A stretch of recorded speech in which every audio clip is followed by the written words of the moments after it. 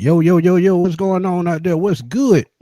Y'all come on in and have a seat, man. We finna have some fun tonight, man. It's rivalry week, hate week, whatever y'all want to call it. Ooh. It's that time of the year, man. And we got two more games for the Saints and Falcons, man. So we had to bring in some special guests, man. Some Saints fans, podcasters. Be a battle of the minds. But before we keep it going, man, we want to welcome Jordan for our Tegacy and my boy TJ Jones from the NFC South Roundtable and State of the Saints podcast, man. What's up, fellas? Tell us how y'all doing. Man, I'm doing doing great, great. man. Thanks for having me. Yeah, Appreciate thanks. it, man. No doubt. That's what Jordan. I'm talking about, man. Jordan, Like go you ahead. said, spit. See what you got, Jordan? No, thanks for having me. This is great. I mean, I haven't been on a stream in a while. I haven't talked. I haven't recorded any videos in a while. It's been a busy month for me, so this is really refreshing to get back in the swing of things. Uncle Louis Yes, sir. Algier, what's good? Our guy, one of our biggest supporters, man. Tell nephew we need that big game this week, man, down in the Yeah, man. bayou if you talk to him. Man, But I'm telling you. Chris, you know what to do, man. Before we shout out the chat. Hey, man, exactly like you said, man. Rivalry week, man. Round one, you know what I'm saying? And we're about to get into it, but this matchup doesn't have the hype as like before for me, but at the same time, hey, we're gonna still, you play what the schedule is and you play the players that you gotta play. But I'm ready to get into this. Like I said, we're gonna have some fun, man. Two capable, you know what I'm saying? Like, first of all, I mean, Jordan, you already know we got history. And TJ, I mean, of course, I've seen a lot of your stuff as well. So I mean, this is gonna be a lot of fun. Two guys that know their team, and we're two guys that know ours, so we're going to get into this. It's going to be fun. Absolute facts. Let's get to the chat right quick, man, before we get to jumping. Silk, what's up, man? Big Vale, that name sound familiar, man. That sound familiar. NFC South Roundtable. Grandizer, what's good, my guy Jamal Haynes, NFC South Roundtable as well. Mr. A221, Jay Gillian, what's up, man? JGP Junior 6497. That's TJ. Yeah, shout out to the Saints, man, Saints fan, man, tuning in. Yeah, I remember him from the round table as well. Yeah. So yeah, man, y'all coming over from the round table, man. Thank y'all for tuning in. Thank y'all. Miss Francis, what's good? What's good? So man, we're gonna get this thing rolling, man, with the first question. First question, man. We know about the big news about Michael Penix missing the rest of the year. And it's gonna be big for the Falcons, no lie. But going forward, this might, change up the Falcons' plan depending on what happens this offseason. And I want to just ask the panel right quick, and then I'll give my thoughts. How does this injury affect the Falcons' future plans going forward? Because you look at the quarterback position, how it's been bad since Matt Ryan left, and now this, it's been 4 years since Matt Ryan left, so. Ooh, boy. How does this hurt the Atlanta Falcons going forward? We're going to start with TJ and then Jordan and Chris, and then I'll go last. Well, I think that it is a crushing blow, but I'm not going to, just go ahead and just bury the guy. I mean, we know that Michael Penix has suffered some severe injuries during his time at Indiana. And then, of course, that led him to the University of Washington. But he has always been a resilient guy. And he has this belief in himself, man, that's absolutely polarizing and captivating to all fan bases that ever rooted for this guy.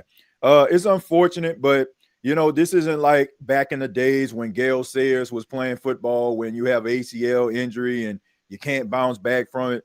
We live in a society now where modern medicine reigns supreme, and we're seeing guys with these lower extremity injuries coming back at a rapid pace. So I expect for him to, be able to make a full recovery. Of course, it's not the season that I'm pretty sure Falcon fans envision. But at the end of the day, I think that they have themselves a solid quarterback. I'm not going to take anything away from Penix. We know the talent level, and I'll let you guys get into it. I'm pretty sure. I mean, Falcon fans already know about the gripes and disgruntlement when it comes to the offensive coordinator. But I mean, this is a guy who completing 60% of his passes, 1,900 yards, 9 touchdowns, 3 picks. So he was trending in the right direction. So I expect for him to make a full recovery and be back on that road and hopefully get the Falcons, into contention where they expect for him to do. So it's just a bump in the road, man. Yeah, I agree. I mean, I think it's a bump in the road. This is something Michael Penix has gone through. I think they said 5 of his 8 years of playing college or NFL ball, he's gotten season-ending injuries. So, I mean, this is something you signed up for when you end up drafting him. So, I mean, I don't think this affects the Falcons at all. I think going forward, they're still going to go with him as the guy. The only way this is going to upset a lot of Falcons fans. The only way that for some reason this changes anything is if Kirk Cousins goes out and balls out, which I doubt that happens. It's not going to happen. Kirk Cousins he just doesn't. I don't think he fits the offense very well, but I don't think Penix really does either. So I think I said before the year, I said it to 5-6 Falcons fans in one stream. I said, you guys are not understanding the power of coaching. Bad coaching can really ruin a football team. It did that to the 2023 Eagles. It sort of doing that to the Eagles this year on offense. But I mean, it can really ruin a good team. Even if you got Bijan Robinson, even if you got Drake London, you got Kyle Pitts, you have a solid offensive line. Like even if whether it's Kirk or Michael Penix at quarterback, you really it can really bring you down. So, I mean, I don't think this injury affects any future plans. What they really should be looking into is, can this offense get anything going, even with Kirk Cousins? And if so, then moving forward, is this going to be your offensive coordinator? Are these play callers on offense, these coaches on offense, going to be your coaches on offense moving forward or not? I think that's what you see for the rest of the season. Well, right. I want to say this though. I mean, I wouldn't have, if I'm a Falcon fan, I wouldn't have an issue if Kirk Cousins plays well. I mean, because right now, you got to look at it from a trade perspective. I mean, if he goes out there and he performs well, you got 7 games here, that a team that's probably looking for a bridge quarterback. I mean, of course, they're not going to be, labeling him a franchise guy. He's 37. But if he goes out there and he plays well, then, I mean, this sets the Falcons up to negotiate something via trade and, maybe get some compensation for this. I mean, this is a team that invested in the young studs and Jalen Walker and James Pierce Jr. So, no first round pick. But if you go out and, trade Kirk Cousins or something like that, you can probably, get something back for him. So I think that, it's imperative that he plays well, well enough to get some type of compensation for that. Yeah, I can definitely see that. What were you saying that? Also, but you think about this too, depending on how long this injury is going to keep Michael Penix out, you may have to go ahead and ride with him as your week 1 starter. That's also another option that could be down there. Now, of course, off season has to go about, and we still have to see what's going to happen with the new league year. But still, that's also an option. That's something you have to think about in the immediate future. But long term, I still think it's going to be Michael Penix. I mean, he's on a rookie contract. Why would you go away from that when you still see that the talent is there? If anything, it's more so about investing in the team around him, especially like that offensive line that was banged up from the start coming into the season, already dropping Caleb McGarry, having a guy like Ryan Nuzil coming in, who is still a first-time starter. And, you had other things going on with the offensive line, just, guys coming off their rookie year, etc. So at the end of the day, again, I still think Michael Penix is the guy. I don't think they're going to go away from him. This is an investment that you really got to hunker down on and really just stick it out and see what's the best scenario for you. Because right now, with the draft capital and everything too, I think you're going to have to ride this out. But it's not like this is a Marcus Mariota or a Desmond Ridder situation. We actually do have a talented quarterback. We just have to protect him with more things than not, because free runners coming after your quarterback, that's going to hurt anybody. So I think it's about investing in the team around him, especially, like I said, the offensive line. Yeah, I agree, man. It's not going to really affect his future plans. I agree, but the reason why I asked the question is because certain fans are looking at it, as this is it for him. But you got to remember, Frank Gore played 17 years with 2 torn ACLs in college. You look at Adrian Peterson in 2012, had an ACL injury, ends up coming back 8-9 months later, wins MVP, runs for 2,000 yards. So it just all in how your body recuperates and recovers and all that good stuff. But the only way it would ruin future plans, or the only way he would not be in future plans, should I say, is they move on from Raheem Morris and his coaching staff and GM. And I highly doubt that they do that because I think they have a good plan in place. They just need to replace some of the guys on the coaching staff. It's just that simple. Because you have a quarterback coach who's also the wide receiver coach, not really teaching Michael Penix anything. You have Zach Robinson, who's lost in space. Who else? And you got to look at also what Raheem Morris has been doing, just not, just doing his job as a head coach. But again, they brought in Jeff Ulbrich this offseason. It changed the tone of the defense with Nate Olley. They got, nice energy, got nice players. And let's not act like Divine Diablo's loss has been huge. So injuries has affected this team on both sides of the football. But like I said, man, the only way that Penix isn't in the plans of the future is if he doesn't recover in time or if there's a coaching staff change. But other than that, he should, come back strong. He's still only 25 years old, so he should recover fine. So, other than that, he should be fine. But like Chris said, you got to get that offensive line straight. Jake Matthews is long in the tooth. You got to get a competent right tackle, which is his blind side. So yeah, just build around the coaching staff, offensive line, and I think this team takes another step. And again, like y'all said, what they're trying to run may not fit Michael Penix. So this is why an offensive coordinator that knows how to use his skill set probably is going to be what's best for him. And one name that I've been looking at is Matt LaFleur, and we'll get on that another day. But you just got to bring an offensive mind in here to help that kid. And if you do that, that might change for the best. And who knows? He might have an all-pro career, but it's only if you make the right changes. But hey, that's neither here nor there. But that's our take on it. And let's flip it on to the other side. So what we're gonna do with this is Falcon offense against the Saints defense.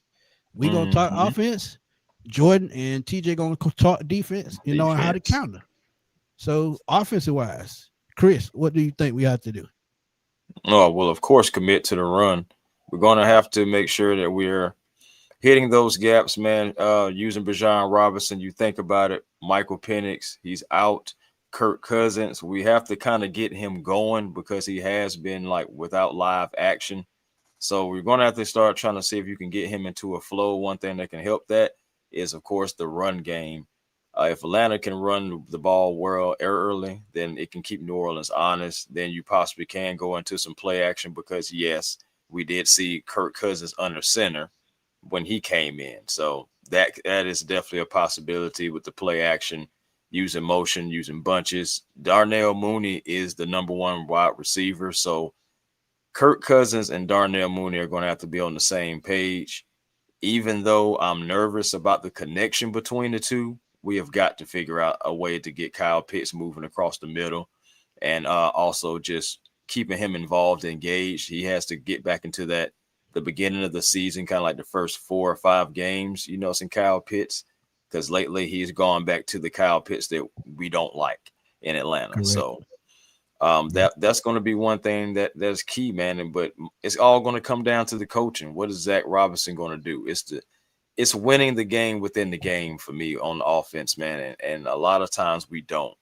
So that's the main thing. Can we win the game within the game? Can we also, stay on the field on third down?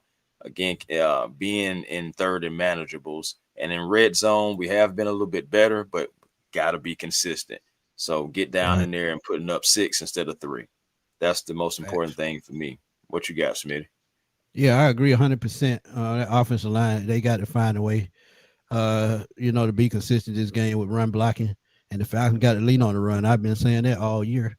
stick with your bread and butter, especially to keep pressure off of the quarterbacks. And Kyle Pitts, like you said, he's gotten back to the old Kyle Pitts of the last 3 years, but at the same time, he's got to be the number one target for whoever the quarterback because he's the biggest mismatch on the field. And you have to take advantage of that against the Saints secondary that really isn't very strong, but we know that they're going to come out fighting, mainly because there's a rivalry game. And look at what they did at Carolina just last week. So when you look at what they did at Carolina, the week before, what they did at Carolina, they showed that they're going to come out and play no matter what their record is.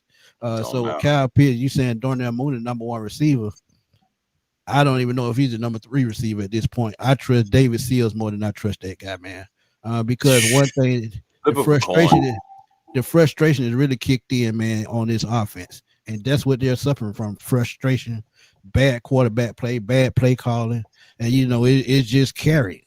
So they've got to snap out of it. And to do that, I think they got to, use Bijan and Tyler, because he only had 3 carries last week. It was utterly ridiculous.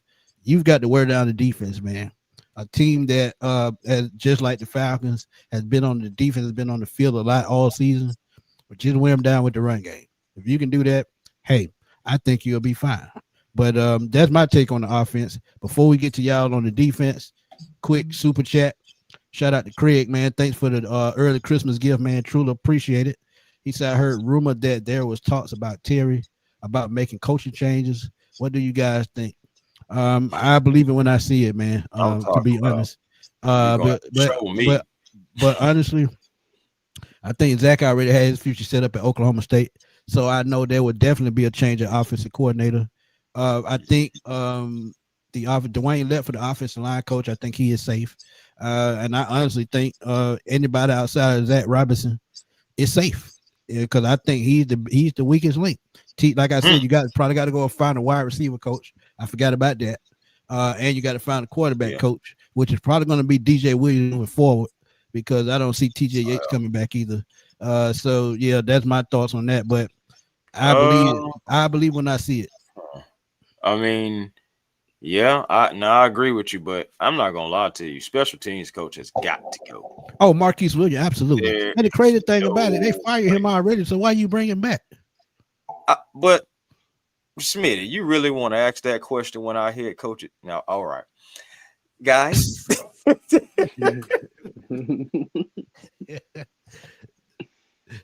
Okay. What do y'all think Saints defense gonna do against the Falcons offense? You want to start with me or Jordan? Oh, it don't matter. Either.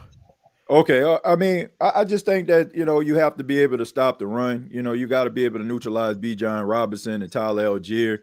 But the New Orleans Saints defensively, when it comes to the run, I mean, they're allowing teams 123 yards per game, and that's just not a good thing. The Saints transition from a 4-3 to a 3-4 defense. I mean, they're led mostly by nose tackle Devon Godshaw, but I just think they need a little bit more athleticism in the middle. And that's something that I feel like the Falcons can take advantage of. We talk about, Kirk Cousins, and I know that he's not the Kirk Cousins of old, but Kirk Cousins, I mean, throughout history has created fits for the New Orleans Saints. And I'm very concerned at this new defense of the Saints when it comes to the zone defense. They rarely ever play man.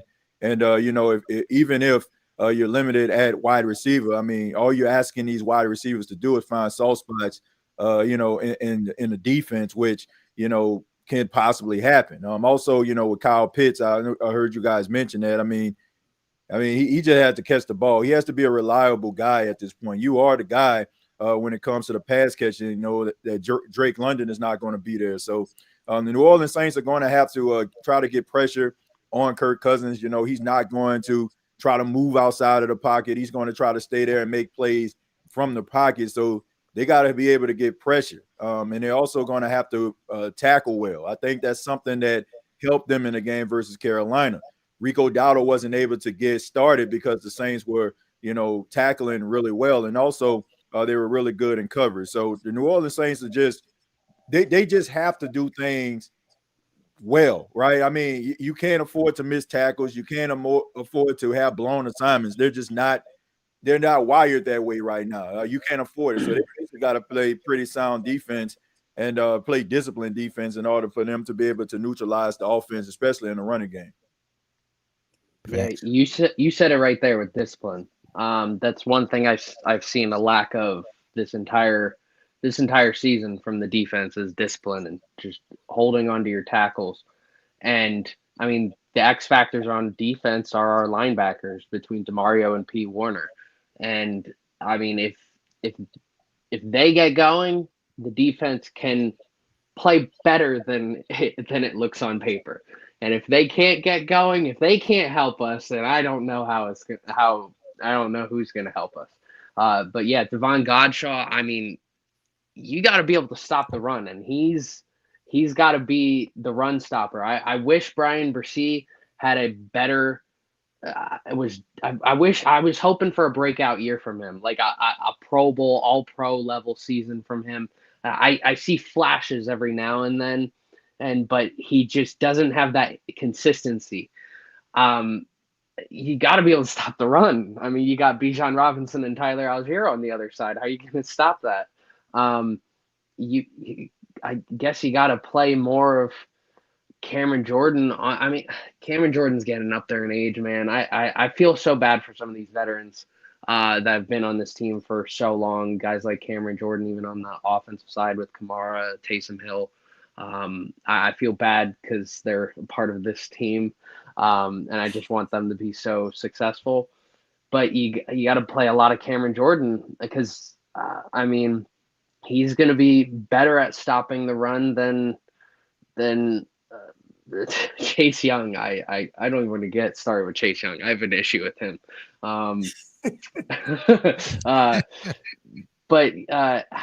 Yeah, I mean, you got to stop the run. You got to send Demario Davis. You got to send Pete Warner, maybe pop Pete Warner back in the coverage. I don't know how you game plan. I'm trying to figure out who I would like to cover Kyle Pitts in this game.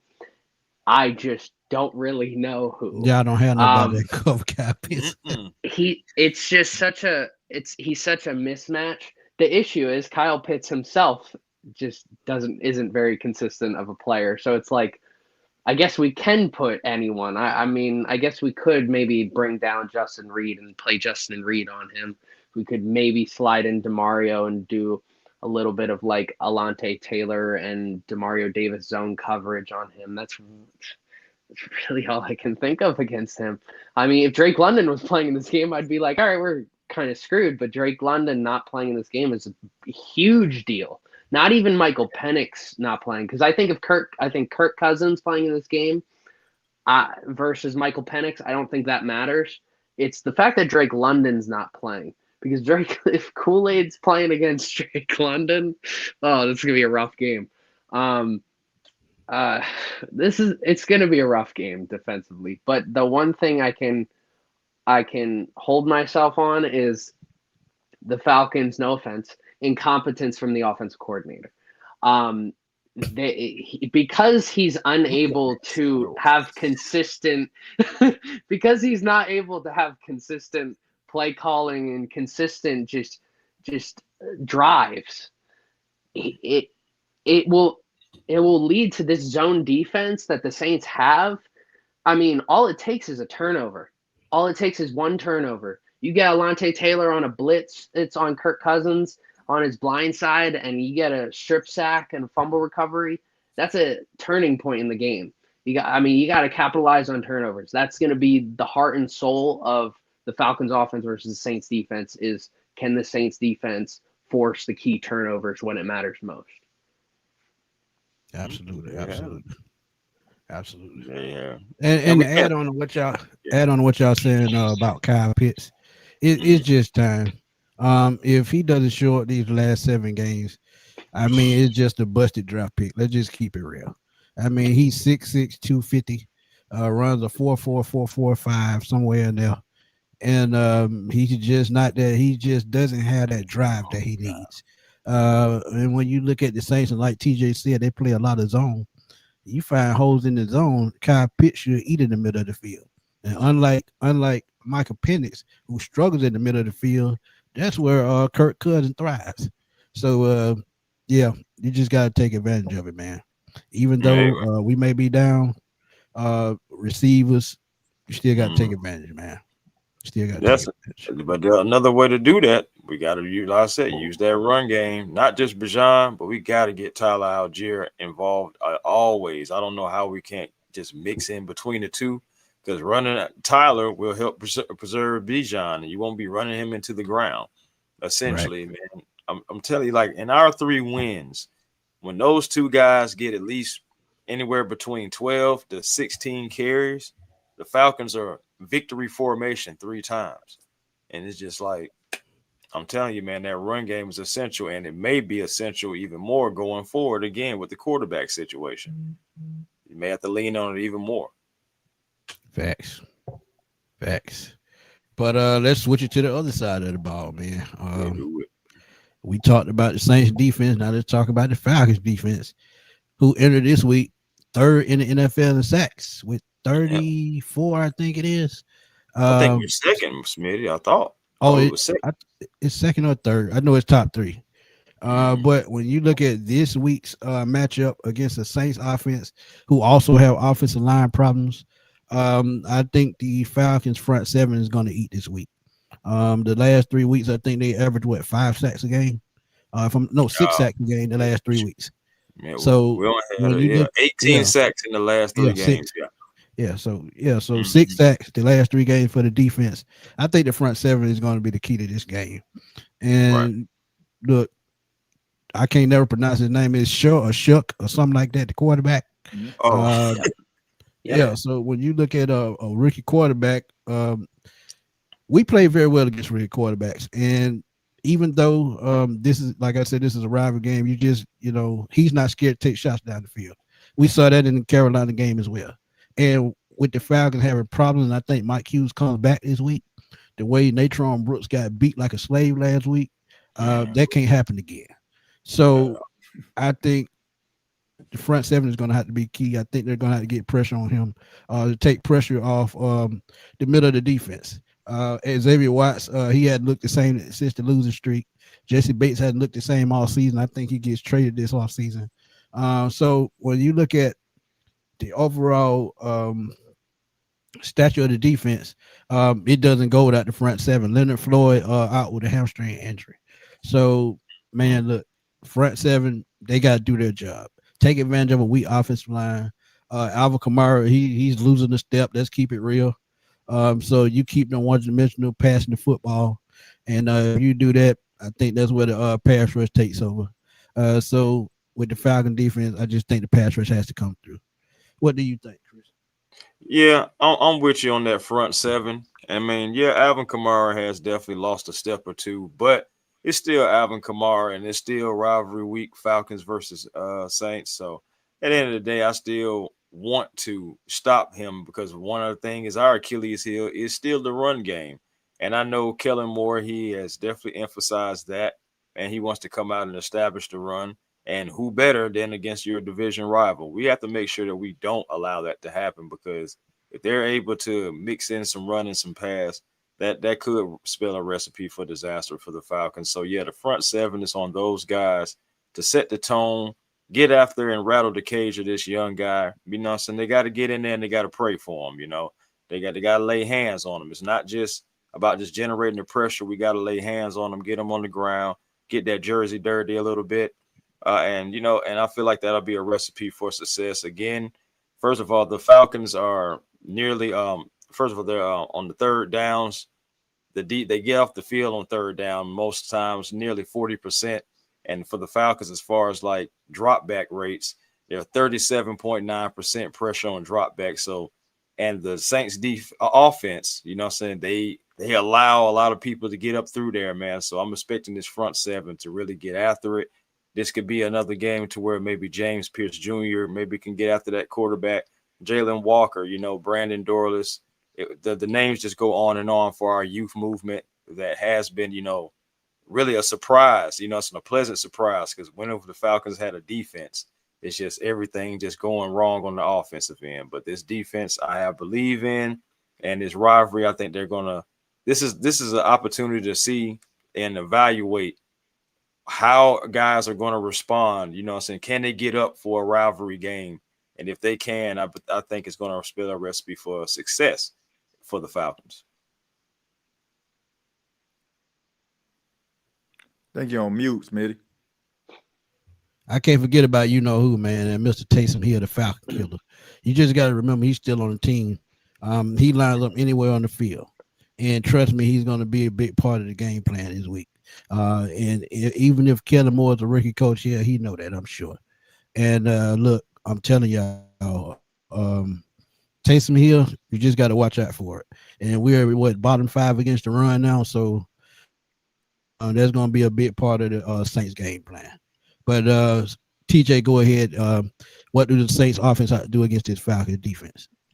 Well, I mean, y'all alluded to it. I mean, the Falcons are averaging about 3.5 sacks per game. I mean, it's going to happen. Like I already have come to grips with that.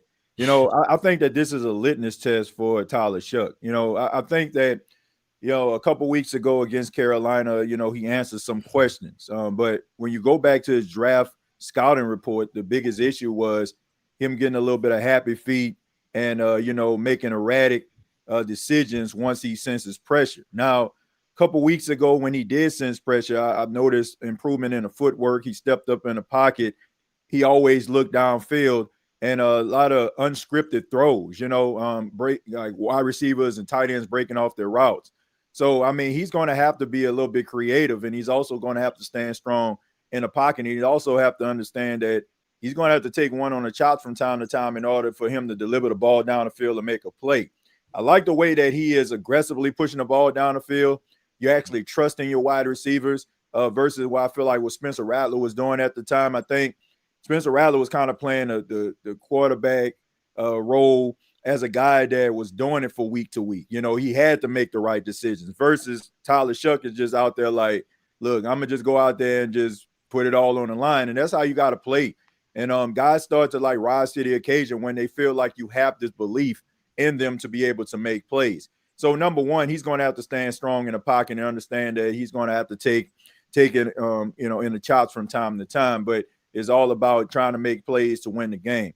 Number two, the New Orleans Saints are going to have to start converting on third down. This has been an Achilles heel of the New Orleans Saints over the last, you know, this entire season, not being able to sustain drives. Rather it's drop passes, rather it's bad execution, rather it's false start penalties. There's a joke going on around Saints Nation that the Saints just need to start every drive 1st and 20 because it's inevitable that they're going to have a false start or a holding penalty from the offensive line, which, you know, over the last couple of weeks, I have seen some improvement. But, you know, the offensive line has had the struggles. No Eric McCoy.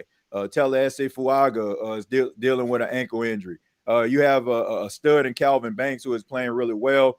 I'm not concerned about Trevor Penning. I feel like that was an upgrade now that they have Dylan Radin to replace him. But, you know, they're going to have to, you know, be up to the challenge. And also they're going to have to get the ball out of Tyler Shuck's hand pretty quick when they throw the football. I mean, we're talking about 3-step drops. Guys got to be able to, you know, get out of the breaks really quickly in order for them to catch the ball.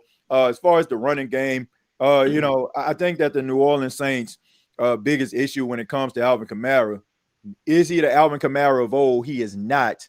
But there's a lot of things that Kellen Moore's offense does not present when it comes to Alvin Kamara that has made him successful throughout the years. I mean, a couple weeks ago, that was the first time I seen a screen pass all season. The one that getting him the ball was like a 29-yard game. Yeah, it's like they completely eliminated that. Like Alvin Kamara is not a run in between the tackles type running back. I mean, he's capable of doing that, but what made Alvin so successful and such a threat was his ability to be able to catch the ball out of the backfield with the angle route, with the wheel routes, being able to set up the screen because he can make really good decisions setting up his blocks. So they got to find a way to get him involved. And also young Devin Neal seemed like, you know, he had a pretty solid game. They're going to have to, you know, rely on each other. And as far as the wide receiver group, young, inexperienced guys led by Chris Olave, who had a really good game last time.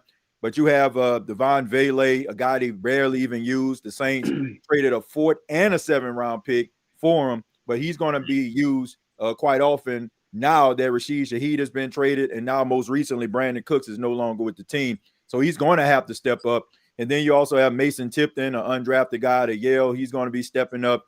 And I'm interested to see if the Saints are going to activate Trey Palmer down the stretch. Well, if he's going to be involved in the game. I mean, he's been on IR, but he can be activated from IR at any time. So it's going to have to take a collective effort in order for them to be able to win this football game. That's the reason why I feel like this is not going to be a high-scoring game at all. But they're going to have to convert and be able to move the chains and also take advantage of opportunities, rather it's field goals, rather it's converting in the red zone. But if they don't, then I think that the Atlanta Falcons have a really good chance. But they're going to have to play some smart football offensively. Yeah, and you got you made a great point about Alvin Kamara getting the ball in space. If they do that, I feel like that's an advantage because even though Divine Diablo comes back, he's gonna be a little rusty. And outside of him, who do they really have in that linebacker room that can cover Kamara? They may have to bring Watts up in the box or add a third safety and use 3 safety for most of the game. So that's gonna be something to watch out and look out for. But Jordan, go ahead.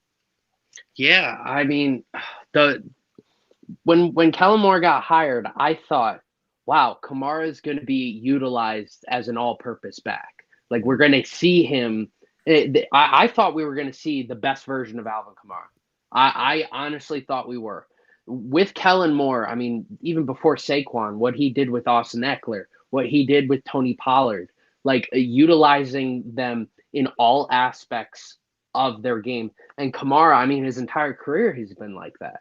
So I thought there was a big chance that Alvin Kamara ran for 1,000 yards and caught for 1,000 yards because our receiving core is not necessarily the best receiving core. We have 2 young quarterbacks. I figured we'd be checking down a lot more. And we're just not seeing anything of Kellen Moore's offense that I expected to see. I mean, I got to watch every single Eagles game last year. I got to watch Kellen Moore's entire time with Dallas. So I've seen Kellen Moore's offense. What I'm seeing this year is nothing I've ever seen out of Kellen Moore's offense. It's like he just started over fresh and said, forget everything that I've done before. And I wanted to see these screen passes because Kamara is great at screen passes. He's always been like that. He's always been great at the backfield. I mean, Kamara as a receiver has always been operating as the wide receiver 2 on the Saints. He's just been that good of a receiver on top of the fact that he's such a great runner.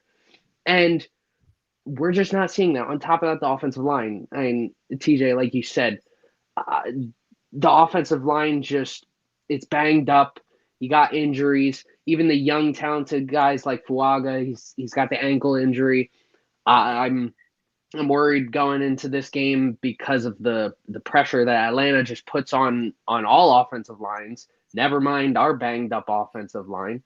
So my thought process from a coaching perspective is, okay, Atlanta's going to be sending a lot of pressure. I need to, like you said, do quick passes. So who am I hitting? I need to figure out a way to get Alvin Kamara the ball. I need to figure out a way to get Taysom Hill and Juwan Johnson involved in the short game. And then getting Chris Olave in on these slants and short intermediate routes. So, I mean, even end arounds, getting end arounds involved in this. If that's the best way I can look at in terms of a coaching perspective. But yeah, I mean, you got to kind of get Juwan Johnson involved. If he can hold on to the ball, that's the key. Can he hold on to the ball? And all right, everything I said gets canceled out with something, Smitty, you said, Taysom Hill. Anything I've said is probably wrong if Taysom Hill has a big game. He always has that one game every single season where he decides to have the most historic stat line ever. I'm just waiting for that game to happen. I hope it's this Sunday because that would be awesome. He might run for 150 yards and catch for 150 yards. He'll do stuff I've never seen in a stat line. Look, I know a lot of history, and I have to go back to like Charlie Trippy in order to Hall of Famer Charlie Trippy, who played quarterback, running back, end, cornerback. I have to go back to him in order to find anyone who's done anything similar to Taysom Hill. I can go a little bit more recent than that. I could say Jim Jensen for the Dolphins back in the day. Yes. He had that same kind of effect. Go ahead. Yeah, exactly. And I mean, yeah, if Taysom Hill wants to go nuts, I guess. I noticed there was a lot more usage of Taysom Hill just in at quarterback, not just running in the Carolina game. And I guess what Kellen Moore is thinking is like, we're not really getting any sort of run game going with whether that's with Kamara, whether that's with Neal, with any of our running backs, and utilizing Taysom Hill. Taysom Hill is this combination of speed and strength that not many athletes in the NFL have at wide receiver, running back, quarterback in that general area. And you look, Taysom Hill does not have the strongest arm in the world, but he has a competent arm if you're going to do trick plays. So, I mean, you could throw in a couple here and there. I think that gimmick's sort of gone. I think teams are prepared for him to randomly throw the ball now. But otherwise, I mean, he could still hurdle. He's still got the speed. He's still got the strength. He could, at any game, he could just go off. I'm just waiting for it to happen. It's going to be some random Sunday at 1:00. Yeah, the most important aspect of this game is getting Kamara involved in the receiving game and the screens, the little underneath routes. That's all you have to do, because against Atlanta's defense, with all the pressure, you're going to see a lot of pressure. And I haven't even touched on Shuck yet, but just any young quarterback, whether that was Rattler or Shuck out there, just hit the guy who's been one of the best players to ever wear that uniform and let him do his work. Let him do his job. He could very well go for over 100 yards on Sunday receiving and then rushing for like 12. I feel like that's how Kamara's stat line is just in this offense. I don't think it's his fault. I think Kamara is definitely, like TJ, like you said, he's not the player he was, but it's the player that Kellen Moore is like forcing him to be. And I think if he were to leave and go to another team with a great offensive line, that he should have left and went to Kansas City, to be honest. He didn't want to go. But he should have wanted to trade. I hate to say it, but I get it, because that's home for him. So I get it. I'm glad you do, because I don't. I mean, I'm very critical. I'm very critical of Alvin Kamara in that regard. Look, I question guys who are at certain stages of their career. They got talent, they got ability to be able to bring it to a team that can be a contender, and they rather just wallow in mediocrity. I'm just being honest with you, man. Like, I like Alvin. I think that he is definitely one of the greatest New Orleans Saints players of all time. But, man, you have an opportunity to go somewhere and cement your legacy. And, it's kind of like that same situation that happened in Carolina with Christian McCaffrey. Like, everybody thought he was washed. Then all of a sudden he gets traded to the 49ers. Kyle Shanahan knows how to use him, and he's the offensive player of the year.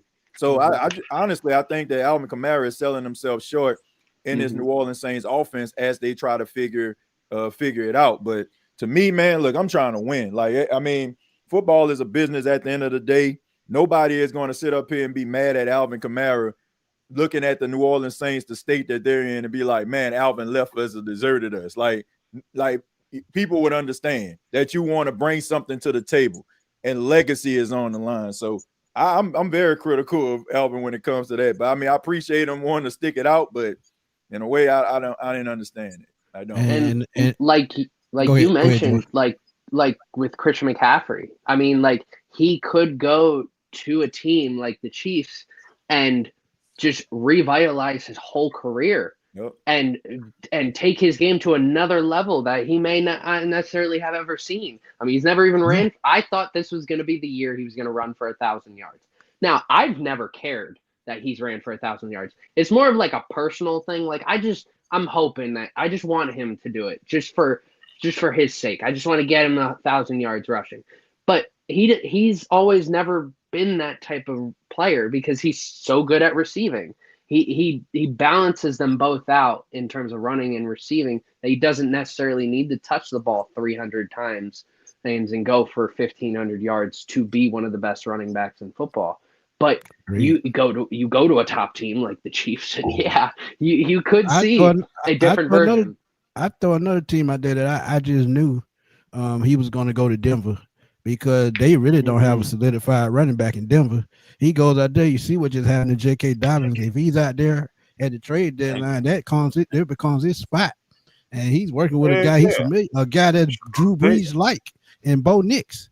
So I think he should have thought about leaving, man, because I just don't get why he stayed, man. I just don't. Me neither. Hey, man, it's probably to the fact that he just has so many connections and roots, so many things he's built in the city of New Orleans, with the city of New Orleans, comfortable. And sometimes, some people don't like change. And also some people, when you go to a new team, sometimes, the certain treatments are different. You got to learn a new team, new way of how they're doing things. And some people just don't want to figure that out and find that out. Yeah, I mean, he just wired differently, Chris. I mean, that's just the way he is. Like, I mean, he doesn't really focus on football outside of playing it. Like I always say, like Alvin Kamara is like the quintessential. Like football is what I do. That's not who I am. Like once I take off these shoulder pads and the helmet, I'm at home. I'm somebody else. Yeah. My daughter. Like, I mean, that's cool and all, but I don't know, man. I'm a competitor. I've been this way my entire life. I don't like to lose. It's not like, and if I'm giving my all, I want people around me to be giving their all as well. And if I feel like I'm not getting that in the space that I'm in, then I'm gonna try to find it elsewhere. And I don't feel like that's like you abandoning a team or abandoning like your situation. I just think that it comes a time, like we all know this, like when we talk football, we talk about guys like Dan Marino, right? Great, one of the greatest quarterbacks of all time. But what's the one knock on? He never won a Super Bowl, right? He never. But is it his fault? Like, I mean, countless 5,000-yard seasons, they never put a defense around him, right? And then towards the twilight of his career, when they actually brought in guys like Zach Thomas and had like a serviceable defense, he was like on his way out, right? Yeah.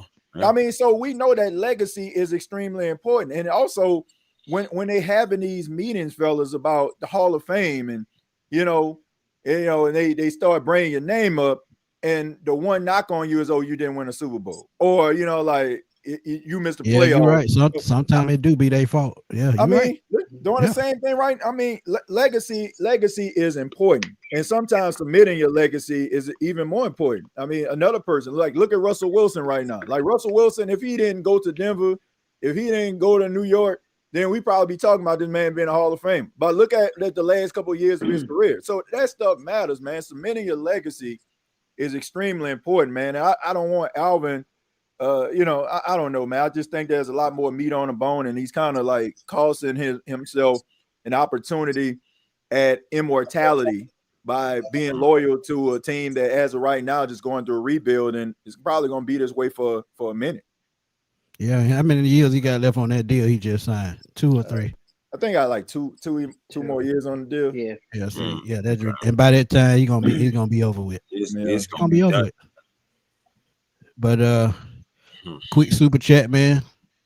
The True 706, one of my longest followers, man. Appreciate you, my guy. Thank you for the $20 early Christmas gift. Truly appreciate it. He said, man, number 2 in sacks, and we thought that. Well, he'll look back a lot of times in the past. Zach Roberts make Mike Malarkey look like Kyle Shanahan. Get that bomb. get that bomb out of Flower Brand. Matter of fact, ship that to Alaska. Oh, wow. You're right, man. You're right. Right. I mean, it's sad, man. I got a question for you two, man. All right, so I know like Raheem Morris is under a lot of scrutiny when it comes to like his coaching style. But do you think the fact that you all had issues last year with Jimmy Lake and he cut ties with him quickly and found Jeff Albrecht, and now you look at the defense, right? So that's showing improvement, right? Being able to recognize your mistakes and correcting them. Do you think by him doing that, it afforded him extra time with upper management that he has the capability to be able to correct, like, I guess, like things that went awry, right? I mean, like I said, you got a really good defense now because of Albrecht. Like, do you think that management is looking at that like, oh, he can do the same thing with the offense? That's an excellent point. We actually been talking about that, man. But the way I see it, and I said that may be his saving grace. He goes out and get an offensive guy, and the guy I talked about, and I talked about in the video last week, Matt LaFleur. You go out and get a guy like that who we know could probably develop Michael Penix or whoever they bring in.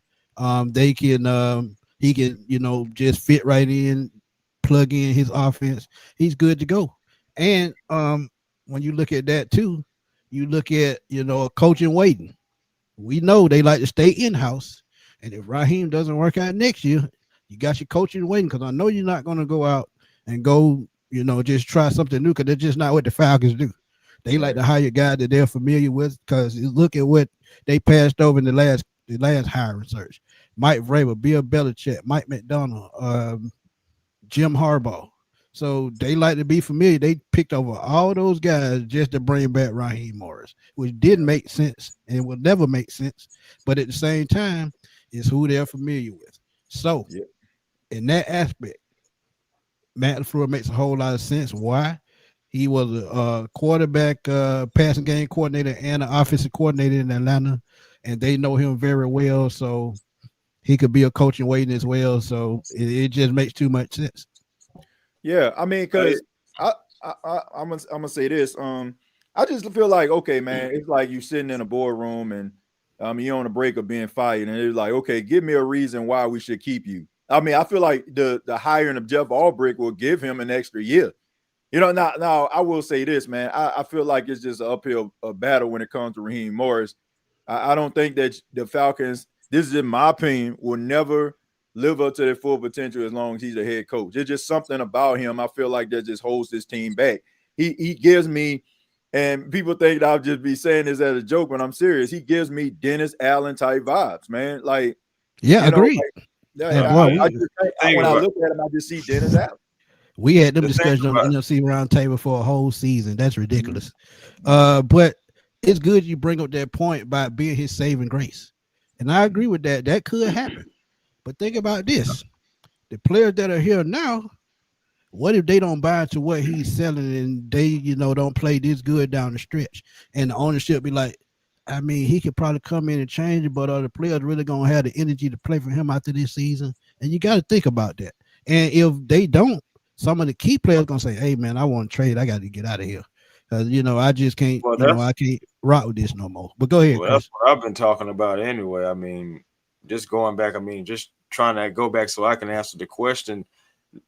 For me, it's always been the wrong decision bringing in two inexperienced guys from the beginning. Yeah, you brought in Jimmy Lake, but I've talked about it. Smitty, I've told Smitty, just about anybody, that the talking point for Raheem Morris can be like, yes, look at what happened with the defense. I corrected the wrong with the defense. Jeff Albrecht, somebody experienced coming in here, changing this defense all around, making it number 2 in sacks, making it top 10-ish, top 15, saying defense in different categories. But I can do the same thing with the offensive mind. Like you were saying, if Matt LaFleur was to be fired, that would be somebody you probably have to call up. Same thing with if Mike McDaniel gets fired down there in Miami. So, you would have that familiarity. So, and that it could be a saving grace for Raheem Morris. But I agree with you, TJ. And I think most Falcon fans have been agreeing with that same statement that you said about not getting the full potential out of this team with Raheem Morris. I never wanted Raheem Morris. A lot of the Falcon faithful never wanted Raheem Morris. But at the same time, when he was hired, once you're rocking the logo, it is what it is. You know, but all the guys just that Smitty did mention, all of those guys are having success. And right now we are 3-7 for whatever reason you want to put out there, because it's not just one. And that's another problem with the Atlanta Falcons, because it isn't just one thing. Just about everything that you have tried and everything that you've tried to do has not been successful. You can have all the good intentions you want, but the good action is not there. Facts. The results in a league where winning is essential. And that just goes with the coach, with the GM, just all across the board. It's nothing personal. It's just we're not getting the results. Yeah, it's just these 100. Mom and pop type organizations sometimes, man. Like they have this blind loyalty. And I can never get on board. We're dealing with this as Saints fans. I never get on board with people like, oh, like firing guys year after year. It just shows dysfunction. No, what shows dysfunction is the product on the field, because nobody understands like what's really going on in these boardrooms or the conversations that you all are having in these smoke-filled rooms. But what they do understand is incompetence on the field, undisciplined football, not making second half adjustments, first 15 looking like trash, third down conversion. That's what fans understand. So look, I'm looking at the pulse of the Falcon fans in the chat, and it's like we want to see results at the end of the day. Like you can talk about Raheem Morris and he changed around the defense and all that is great. Like from an executive perspective, they would probably be convinced because he was able to bring in Albrick. But you have to look at it from a fan's perspective also, because they're the ones that sitting their ass in the seats that is spending their hard-earned money. So I'm not saying that the fans have to be like the ultimate decision makers here, but you also have to understand, and like I'm saying this respectfully, this is a franchise that has a lot of potential, a lot of young players. Like you see the talent. I talk about it all the time. But this is also an organization and a fan base that is desperate for prosperity, going to the playoffs, winning the division. They want to see that. And if they don't feel like Raheem Morris is giving them that, then you can try to hoist them up as much as you want to and dangle the carrot of Jeff Albrick. Like nobody is going to care at the end of the day, man. It's all about the result. Exactly. And I got to give you your credit, TJ, because we talked about Mickey Loomis for God knows how long. Yeah. But if you look at the Saints and the Falcons, they have more in common than switching players all the time. Yeah, their front office is very inept. You talk about Mickey Loomis, Falcons in the same position with Rich McKay. So until you cut that cancer out of the front office, it's gonna keep being the same thing. And this is why I keep saying this is why you got to learn to be uncomfortable. Go find somebody that's catching up with the times and knows what really is going on. Look at what the Eagles did. I talked about the Eagles situation before. Who is their GM? Howie Roseman. Before he got there, that front office was just as dysfunctional, which is why they couldn't get over the top. Jeffrey Lewis hired Howie Roseman, backed out, said, "I'm gonna let you do your job." I think it was the very next season or the season after they win the Super Bowl. So you got to trust in what you're doing with your front office. And like you said with Mickey Loomis, he's there because of Tom Benson. It's not because they want him there. He's there because of the former owner. There's only one way to get rid of him. Yeah. So and Rich McKay, it's the same thing. It's what the owner wants. So if the owner is inept, it's going to spill all the way down through the front office, onto the field, through the head coaches, and through the staff. So until that changes, it's going to be the same exact thing, man. Yeah, like I said, I think that when we talk about this rivalry, but when it's one thing, but when it comes to the management, we have almost like similar, identical situations going on here. Like this absolutely blind loyalty to a fault, and what optics actually mean. Like, I don't care about optics, man. Like fans don't care about optics. They don't. People, if you've been around this thing, man, y'all some knowledgeable guys on here, man. Y'all know when organizations are doing the best that they possibly can to aggressively try to put a winning product on the field. Like you mentioned Howie Roseman. They didn't have to go out here and get Jalen Phillips from the Dolphins. They didn't need him. But they went out here because they wanted to shore up a good defense that they already had, to make sure that you have depth in place. That is guys that are dotting the I's and crossing the T's, right? It's not about just cleaning your carpet. It's about lifting up the sofa too and start vacuuming under that thing, right? Make sure that it's fully clean. So I don't know, man. Like, people just want results at the end of the day, man. That's facts, it. Facts. That's it. And George, you got anything to add? You kind of quiet, my guy. No. I mean, he was over there thinking about how Howie Roseman changed the Eagles for franchise. No, because I mean, like, I love Howie so much. And I mean, here's the thing: a lot of people outside of the Eagles look at Howie and look at what he's done since 2017, 2016, since Chip Kelly left, because Chip Kelly was the de facto general manager. Even though Howie Roseman was technically the general manager during that time, Chip Kelly was the one running the place, and Howie just like sat in the corner and just watched Chip Kelly make all these moves. Trade away LaShawn McCoy, get rid of Deshaun Jackson, trade away Nick Foles. You ruined a part of my childhood, Chip Kelly. And I mean, I remember when Howie Roseman went out and got Namdi Asomugha. He took a risk and got Namdi Asomugha. I got a Namdi Asomugha jersey in my closet. I lost 40 pounds since June. I'm gonna say that, and I still fit in this Namdi Asomugha jersey. I put that on, and I was like, "Yes, it fits me," but this is depressing because it's Namdi Asomugha. Every time I think about Namdi in the Eagles jersey, I just think about how Julio had him swimming. But that's man. But like Howie has always gone after the moves, and there have been a lot of times where he screwed up. There have been a lot of times. Some people, I don't know whose idea it was to get Jalen Reagor. I don't know whose idea it was. I mean, I've always been a huge fan of Justin Jefferson since LSU, so I thought Justin Jefferson was going to be picked. I understand why they went Reagor, though, because they were trying to replicate the Chiefs' offense with Mahomes and Tyreek Hill with Carson Wentz and Jalen Reagor. That just doesn't work, though.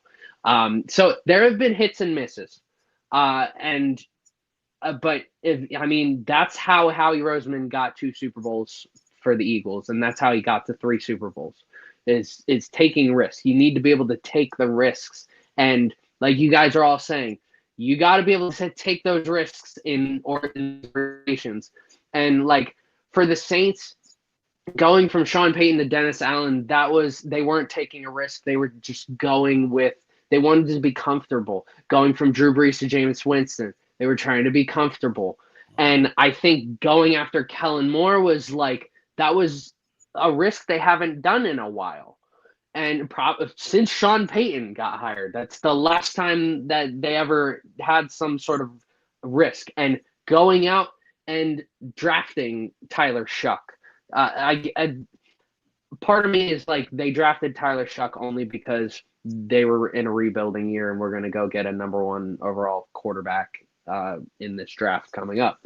But just take risks, and because if you don't take risks, you're going to be in the same cycle over and over again of mediocrity. The same cycle that I always bring up my hatred towards the Cowboys in some shape or form, but the Cowboys with Jerry Jones have always been in that cycle since 1997. They have just been in this cycle of mediocrity. That's like we're America's team. We're gonna get this quarterback. I agree with that, Jordan, but you got to look at what they've done the last 6 months. They go get George Pickens, which is a masterful trade. Mm-hmm. Then they pulled off, trade for Michael Parsons. They didn't want to pay him, so they get the 2 first-round picks. They use one of those first-round picks to go get another elite defensive tackle. Mm-hmm. So they have something to build around on that defensive line with Kenny Clark and Quentin Williams. So, all they got to do with those future first-round picks and second-round picks, they can build around the back of that defense because now they have the offense, down pat. Mm-hmm. They may have to, draft or sign some offensive linemen, but as far as defense, they can use those draft picks for defense and build a championship caliber defense just like that. So, I mean, we know Jerry Seedale and all that, But he's starting to listen to somebody behind the scenes because he couldn't have made that decision by himself. Let's keep it real. So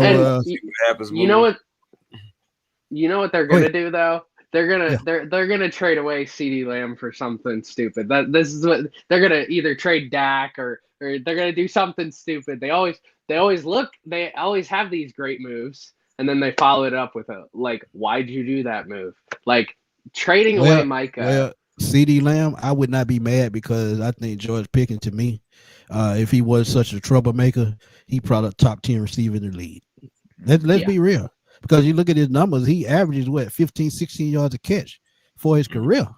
So, I mean, he's a playmaker. He just can't keep his head on straight at time. And I even said, and I'm going to make a video about it, with Drake London. I'm going to throw it out there. So, y'all can get mad. I don't care.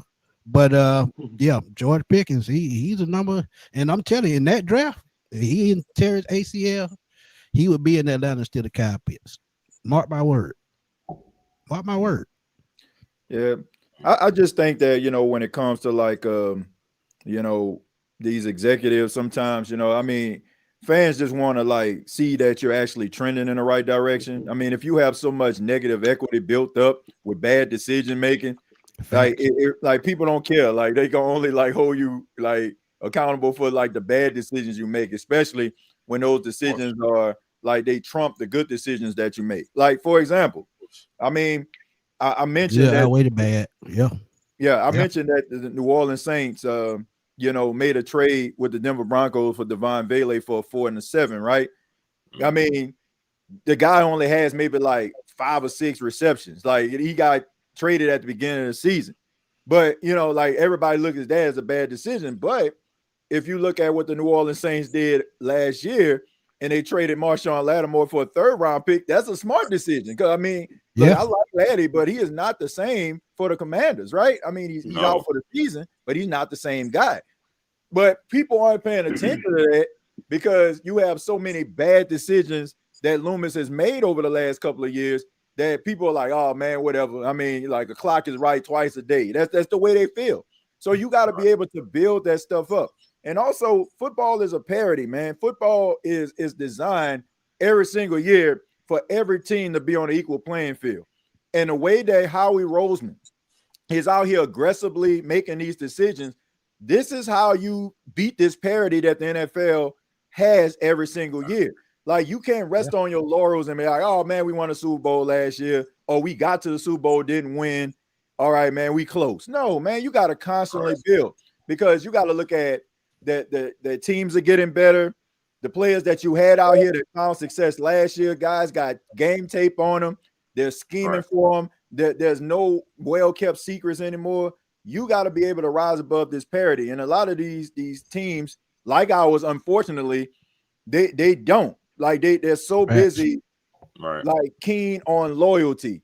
I like this guy. Let's make him a Saint for life. Let's make him a Falcon for the next 3 years. Oh, he came in, he shook my hand, gave me a firm handshake and good eye contact. I don't care. I love this guy. Right? I mean, look. They fall in love with it. It be just that simple. And that's the crazy thing, really for both our franchises. But that having that familiarity and being comfortable is it's a cancer. And until it's cut out or until something gets shaken up, it's going to be like this. And that's the quite unfortunate thing, really, for both franchises. Yeah, man. Agreed. And go ahead, Joy.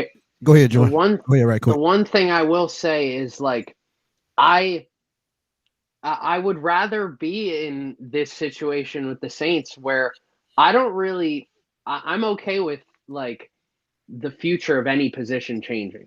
I'm okay with a different head coach next year. I'm okay with a different quarterback, running back, wide receiver, tight end, every single position on the team, every position in the front office. I'm okay with that. And I would, because that's opening the door for change. And with the Falcons, it's you have guys to rely on, but that also means you have to find ways to make sure that they are better and they're the cornerstones of your franchise. So if you get a new coach in there that isn't utilizing Bijan Robinson correctly, then you're going to have an issue with the run game. then you're going to have an issue. Like if you bring in a coach that's not great with Drake London, then all of a sudden you have an issue with Drake London. So there's, I guess more, the door's not completely open for every position on the Falcons to change, because obviously you have great talent and guys like Bijan Robinson, guys like Tyler Algier and Kyle Pitts and Michael Penix and Drake London. And that's kind of why I'm okay with the Saints, taking a year, because I'm open for whatever happens next year. Yeah, but TJ will tell you it'll be more than a year. Mick Loomis still there. Oh yeah. Believe it. Oh yeah. Believe it. Oh yeah.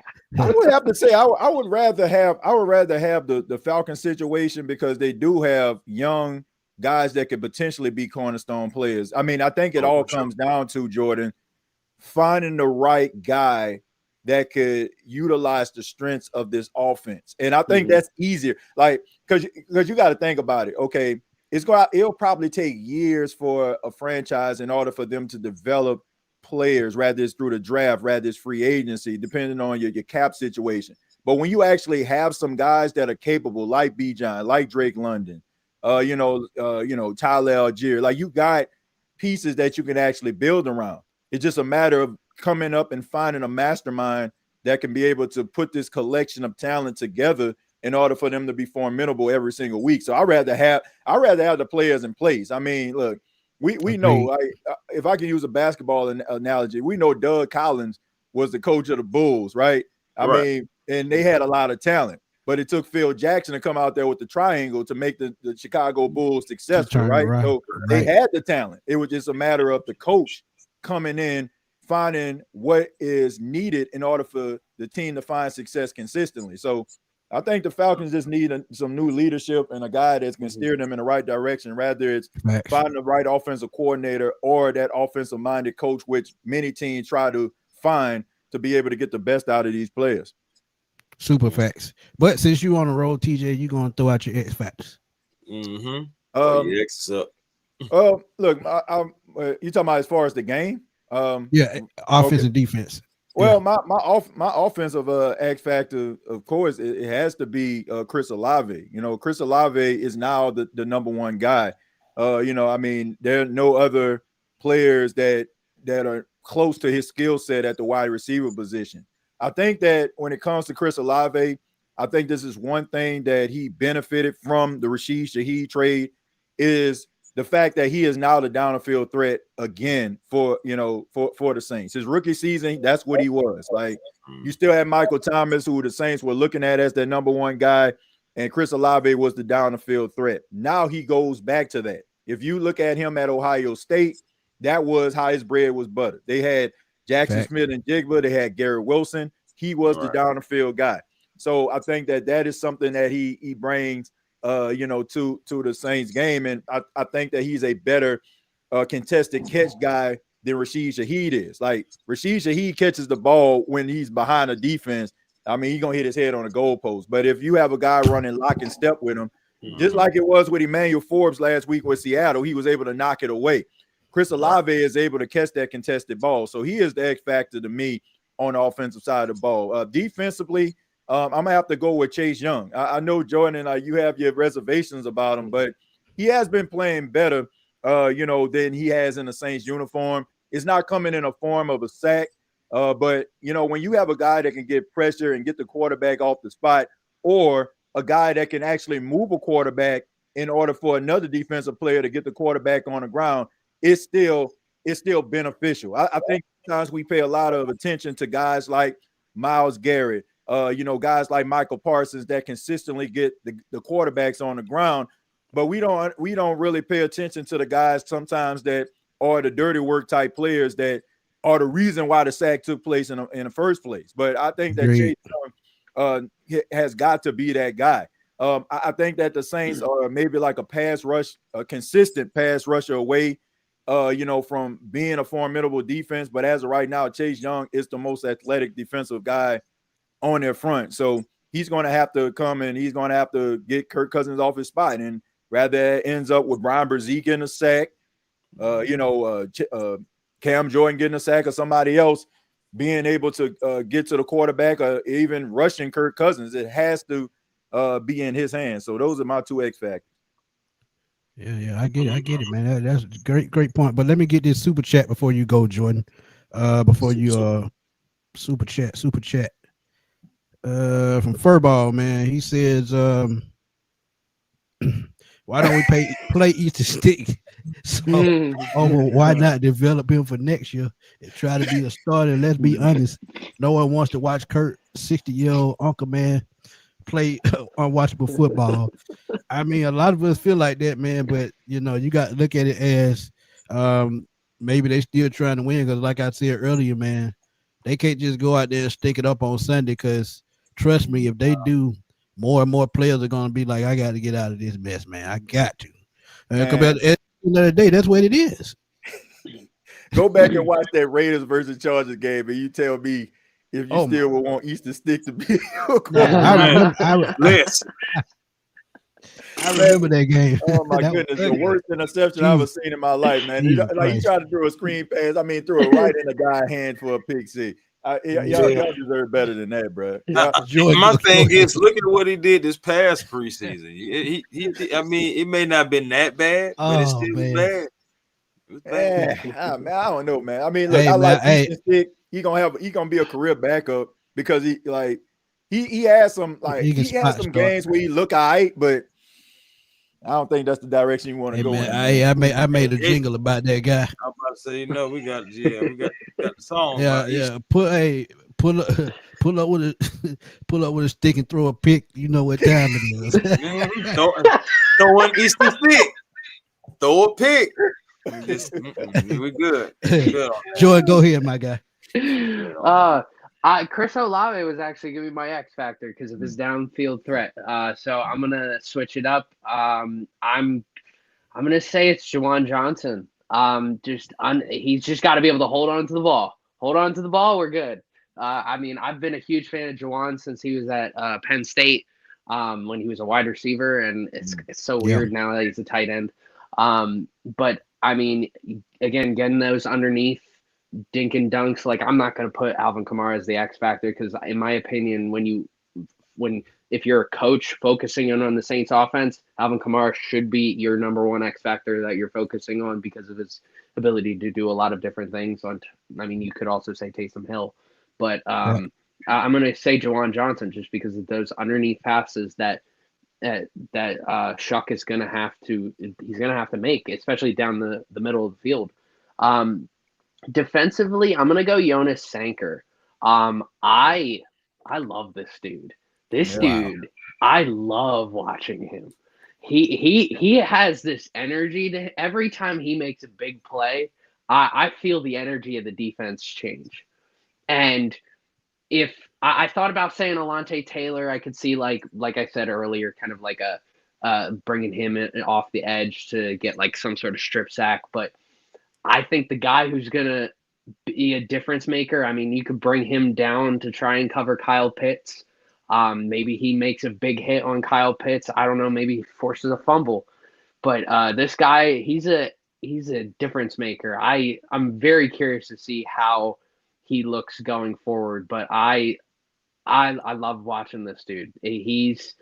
I haven't felt this energy from the safety position in a very long time. It's very different than with Tyrann Mathieu.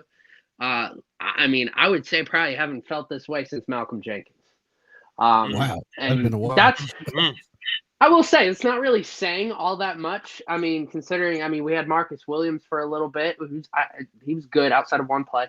And I mean, Tyrann Mathieu, same thing. I like Tyrann Mathieu had a different energy just because like everybody loved him personally. He was a personal asset being from the Louisiana area, went to LSU and come into the Saints. Like it was very different.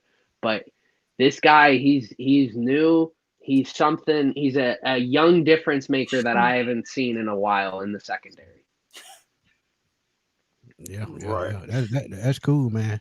Another super chat right quick before you go, Chris. Appreciate early Christmas gift, man. Bobby Mean, appreciate you as always, my guy. He said, so who do you think is the next head coach of the Falcons if Raheem is let go? I actually answered this a little bit earlier. But it's got to be a big name, no more coordinator assistants. It honestly don't have to be a big name. They just have to come in and do their damn job. But if you want to throw out names, like I said, a 72, 36, and 1 record ain't bad.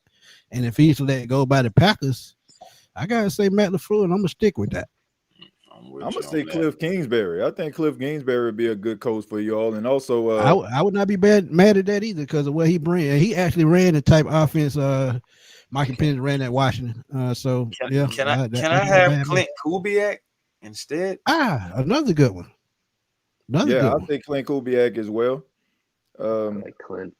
Yeah, Joe Brady will be another. I'm just looking at it from a offensive guy. I'm looking at it like what he does with James Cook. I can see him like and also like the change of pace backs as well. Yeah, I can see him like also being able to find opportunities for not only Bijan but Tyler Algier as well.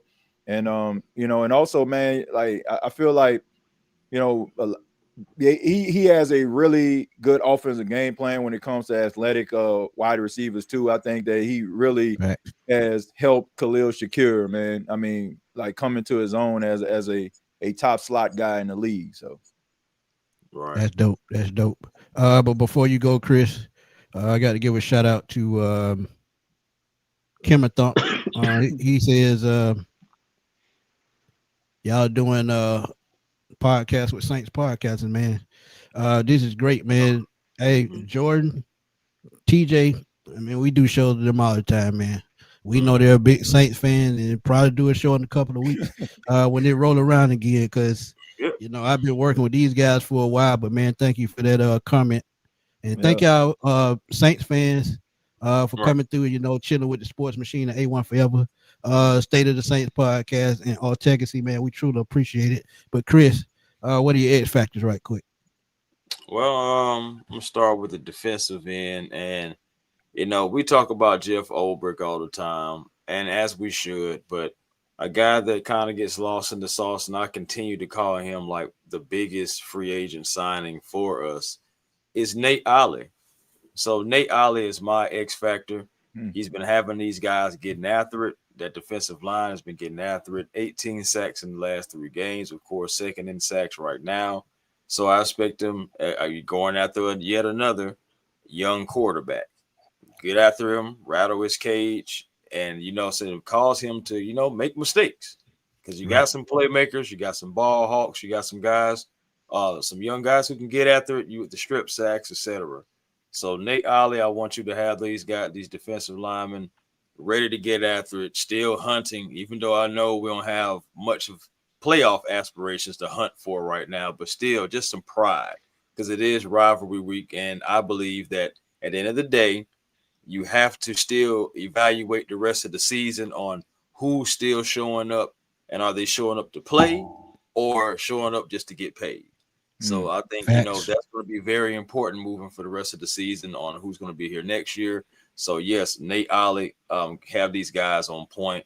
As far as on the offensive side, I mean, how can it not be Kirk Cousins? Kirk Cousins for me is the X factor, because if he can move the ball anything like it was last year before the Saints game that he got injured in last year or whatever, so that I feel like it can be a good thing. And it's so funny because I believe if I'm not mistaken, around about this time last year was that game to where the Falcons were 6-3, and they faced off against those Saints. And then everything has been tumbling really since that game. Everything has been tumbling for the Falcons. So I'm ready to give you guys your voodoo back, and you guys can have it. And so that since we're going to be playing up against you guys again, it's time to try to see if Kirk Cousins can help lead this offense. You got to rely on the run game, but eventually you're going to have to pass. So Kirk Cousins, don't turn the ball over, because you don't need people, saying, well, first of all, we're going to be in enemy territory anyway. They don't have much to cheer about. Don't give them anything else to cheer about, okay? It's just, just be cool. So, yeah, man, Kirk Cousins and Nick Ollie, my 2 X factors. Yeah, and those are 2 great ones. But I with X factors, man, the way they looked last week, letting Bryce Young throw 448 yards outside his car seat, that was just sickening. But when you look at, this game, as I said earlier, it got to be the front seven. You got to get pressure on the young quarterback and force him to make mistakes. 34 sacks this season, 18 in the last 3 games. Just keep sticking to your bread and butter. And speaking of bread and butter, other side of the football, keep running the ball. Use Algier and Robinson. Just weigh them down. That's all you got to do. And like TJ said, it's going to be a low-scoring game. The game is always won in the trenches. So you got to come out this game, get pressure on the quarterback, and run Bijan Tyler down their throat. I think that's the key to victory to, the entire game for the Atlanta Falcons. So, like I said, we're not going to hold it, but everybody's favorite part of the show, score predictions. Yes, sir. Y'all going to throw them score predictions out in the chat. TJ and Jordan, y'all give us y'all score prediction for this game. I think that the New Orleans Saints are going to win this football game, but I think it's going to be close. I think it's going to be 17-13. I think that both defenses, because of it being a rivalry game, being a divisional matchup, everybody knows where the bodies are buried. I don't go by records and stuff like that. I mean, you can't, right? I mean, that's just all what it comes down to. I think it's going to come down to third down conversions. I think that it's going to come down to taking advantage of opportunities, rather it's taking advantage of short field goal opportunities. Like, you're going to have to capitalize on that. And I just think that I think that it's just going to come down to a defensive struggle. But I got the Saints winning this game 17-13. I like that. Okay. Jordan, go ahead. I think both these offenses might struggle. I think both these defenses might struggle. I think this is going to be a punt fest. I wanted to say like something stupid like 7-6, but I'm gonna go 23-16. I think the Saints win. I think we might see a lot of drives stall for the Saints that lead to a lot of field goals. That's why the 23. And I think Atlanta will try to start with the run game, but then again, I think they're going to, like Chris, like you said, be forced to pass the ball.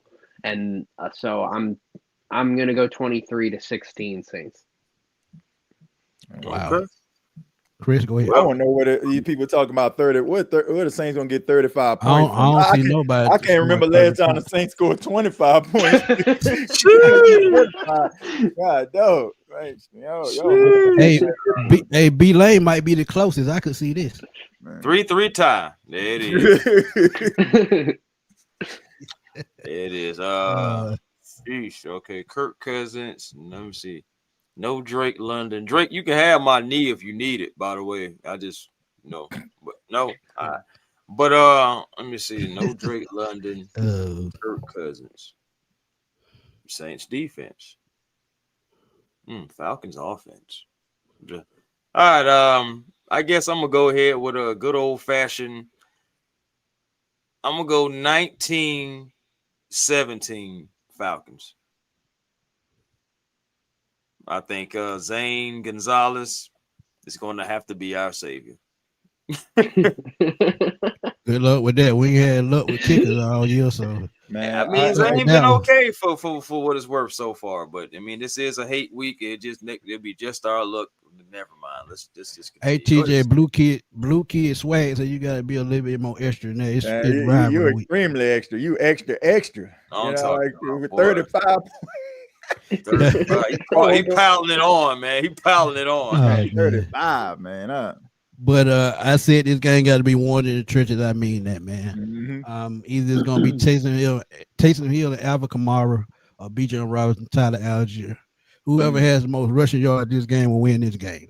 Because we all know by the third and fourth quarter, both of these defenses on both of these teams, they be wore out like a hard light in the middle of Bethel. So when you look at it, run. Yeah, I agree. Low scoring game. Absolutely.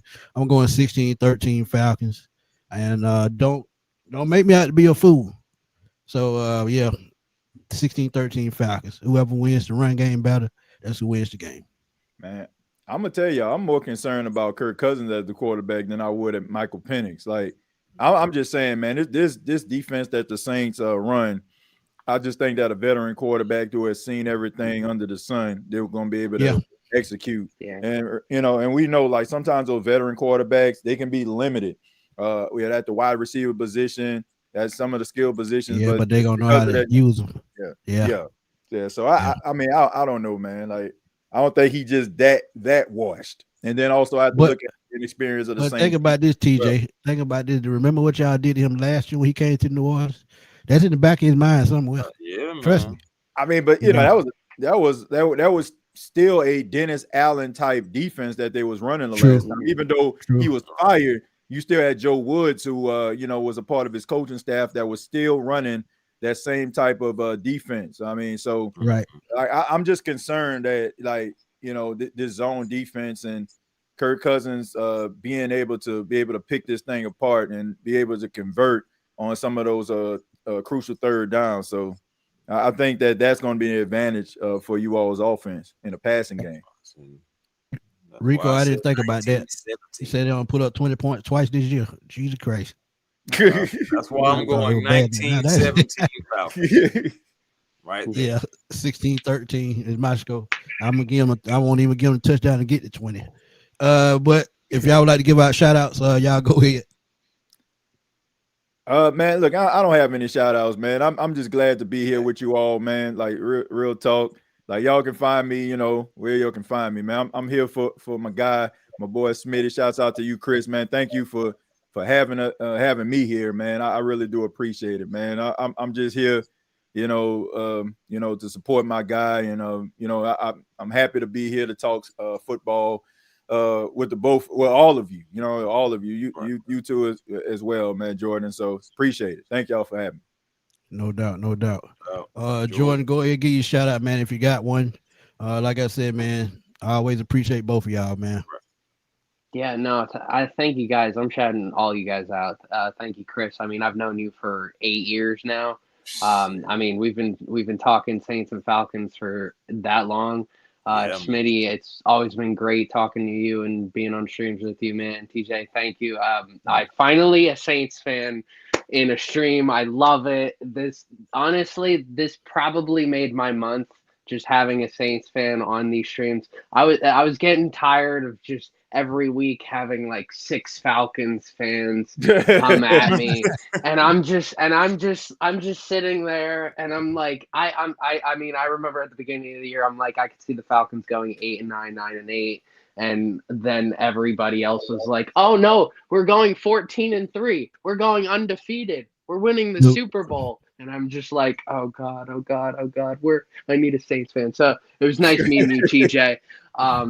This was awesome. I feel like I haven't talked Saints with a Saints fan in a very long time. But thank you guys all for having me. Sure. Hey man, first of all, shout out to the guys that came on the panel. TJ, like I said, I've seen some of your work. Very knowledgeable dude. Salute to you. Jordan, again, like you just said, man, we got history all the way back to the old gridiron days, huh? So, man, so salute to you, and thank you for coming on, man, guys. Thank you to everybody who showed up from Jordan's channel, from TJ's channel. Saying no matter what team you're repping, at the end of the day, salute to you. Saying thank you for helping making this stream as successful as it has been. Falcons versus Saints rivalry week. Yes, on Sunday. We're gonna be, turning our nose up at one another, but I'm glad that we was all able to come together and just talk some football and what we think, and be able to be respectful about one another and everything like that too. So salute to everybody, man. Y'all make sure y'all find y'all peace today, because it is almost 9:40. It is 9:40 at night, and positive energy always creates elevation, and that's what we gotta get our peace from, man. Absolute facts, man. Absolute facts. And man, I love visiting New Orleans, man. I go to New Orleans. I've been about 5 or 6 times, man, and I always have a ball, man. Love eating at the Cajun Seafood Shack. Right there on what is that? Claiborne. Yeah. Oh yeah. I love that place. I go see my family. Yeah. Boy, that is the spot. That's the spot. Boy, look, again, man. everybody in the chat, man. I truly appreciate y'all, man. And much love to y'all also, man, for coming over from the NFC South. Thank y'all for supporting me over there as well. Saints fans, y'all gave me a hard time, but I enjoyed it. And I made friends over there, man. TJ, me and him, we stay in touch. We talk all the time. So, shout out, to TJ, man, for coming through, supporting this boy, man. Truly appreciate it. Yeah. Jordan, again, man, you've been working with us for a while. I appreciate you as well. But y'all know where to catch me, man. Smitty Sports Machine on YouTube. Drop my thoughts on the Michael Penix injury, so y'all go check that out. Also catch me on Fatboy Slim on Twitter /X. I'm always over there blowing it up, man, because that's what I do. I mean, I give anybody hell on Twitter. I gave the Falcons hell all last week. I don't take picks. I tell the truth and I tell it like it is, man. So look, I mean, you just gotta be different, and that I feel like that's what we all share. We just all different, and we always give different opinions, different views, and that's who make us who we are. But again, man, I appreciate the chat for coming through, and thank y'all for the early Christmas gifts. Like I said, man, because look, Christmas right around the corner, and because of y'all, I probably have a nice Christmas, man, and I appreciate that. But for Chris, my boy TJ, my boy Jordan, we're gonna roll on out and give y'all Wednesday night back. Next week we'll be back on Tuesdays. On Tuesday at 8:00, Jets Falcons preview. Atlanta Falcons, New York Jets legend John Abraham gonna stop through, talk to us with the preview show, and we're gonna have a good time with John as always. Because one thing about John, he bring it, boy, and y'all just gotta be ready for it. But until next Tuesday at 8, we're gonna holler at y'all later, man. Peace.